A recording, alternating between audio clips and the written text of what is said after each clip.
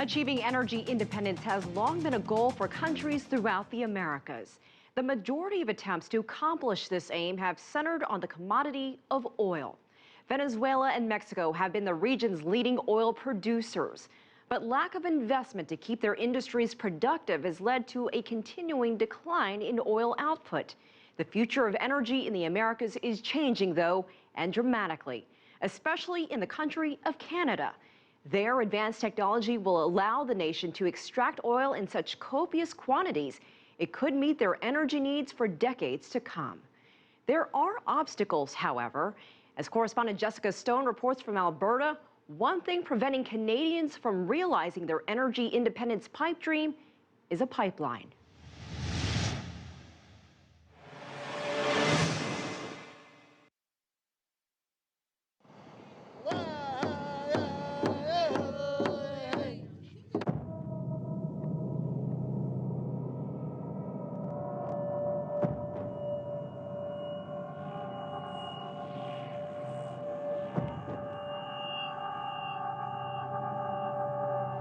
Welcome to one of the last wild places in North America, British Columbia, Canada. Here you'll find thousands of Aboriginal peoples living off the region's rich natural resources. And this is as fresh as you can get them, right? Meet Gerald Amos, avid fisherman and former chief counselor of the Haisla First Nation. The Haislas have lived off seafood caught along the coast of British Columbia for generations. These ones here they're deep fish. They live in the deep. A few hundred kilometers inland, you'll find the Wet'suwet'en First Nation, still celebrating their ancient customs. On this day, they gather for a burial ceremony to remember a fallen friend. Our Father, who art in heaven, hallowed be thy name. Thy kingdom come, thy will be done on earth as it is in heaven. The Wet'suwet'en are forever tied to their rivers, which provide their main source of food, salmon. And our people, we depend on this river. In our stories, it says that this river, Wet'suwet'en, is the lifeblood of our history, of our people, of our land. It's a lifeblood, a way of life. Many First Nations fear will become endangered by Canada's development of another natural resource. These are the Alberta oil sands. They are so rich and so expansive that Canadians predict they could provide for all of the nation's energy needs for the next 400 years.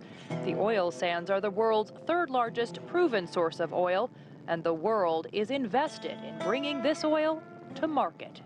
Chinese investment and foreign investment in general is very important to the development of the oil sands. We can't fund all that capital just in Canada alone. Ryan Kubik is the Chief Financial Officer for Canadian Oil Sands, which has the majority stake in the Syncrude mine. Chinese oil giants CNOOC and Sinopec have invested more than 16% in Syncrude's 2 mining operations. There are no days off here. Gigantic trucks haul hundreds of tons of oil sand around the clock, which must be crushed, mixed with warm water, and sent to a plant where a tarry substance known as bitumen is extracted. Just to give you an idea how large the trucks are here at the Syncrude mine that are taking the oil sands away, this is one of the tires for the largest vehicle here. It can carry 400 tons a load. That's 200 barrels of oil.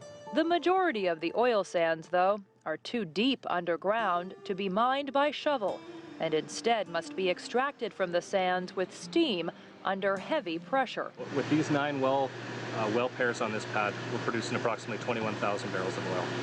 The Canadian Association of Petroleum Producers expects oil sands production to double by 2030. But the oil sands are at a crossroads. In order to transport that much bitumen or heavy unrefined oil to market, the industry needs more pipelines. As a country, Canada is leaving tens of billions of dollars in revenue on the table every year because we're selling our oil at discounted prices because we don't have enough pipeline capacity over the longer term to get it to market. How are you going to get your product to Asia? We've got several pipeline projects that are planned to both the west coast of Canada as well as the east coast of Canada. While a handful of existing pipelines have been reversed or expanded to create short-term relief, some of these pipeline proposals have been delayed as political leaders weigh their potential environmental impact. Take, for example, Canadian pipeline company TransCanada's proposed pipeline extension project. Keystone XL would connect Canada's oil sands production to refineries in the U.S. Gulf Coast by passing through the middle of the American heartland. Keystone XL will be a privately funded job creation project that will benefit thousands of Americans. When cowboys and Indians get together to oppose this pipeline, maybe it should tell you something. But Keystone XL has already been delayed 5 years as environmentalists, landowners, and skeptics in America's heartland have banded together against it. Man-made things do fail, and this pipeline will leak. So the heifers are over there. Rick Hammond and his daughters oppose Keystone XL. They care for more than 250 cattle and plant corn and soybeans. It sounds like you would call yourself a conservationist. Right, and with this pipeline, I call myself an environmental activist. Rick's sisters-in-law also oppose the pipeline. Its proposed route runs right through their farmland. They worry about what a pipeline spill would do to fields the family has owned for more than 100 years. I don't know. There's some heart connection. It goes right to the core. In July 2010, the Hammonds' worst fears happened when an oil pipeline burst, dumping more than 843,000 gallons of heavy oil into the Kalamazoo River in the northern United States. Allowing the Keystone Pipeline to be built.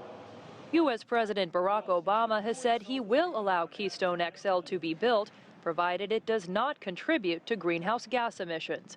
But Nebraska Congressman Lee Terry, Keystone's chief congressional supporter, has little faith that Obama will act. We still have to wait for the president to make a decision, and I just don't think he's going to make one. You think he's going to leave the decision undone indefinitely and basically hold the project up? Yes. Canada's Minister of Natural Resources, Joe Oliver, admits Chinese investors in Canada's oil sands are growing concerned about the slow pace of building pipelines to transport the oil.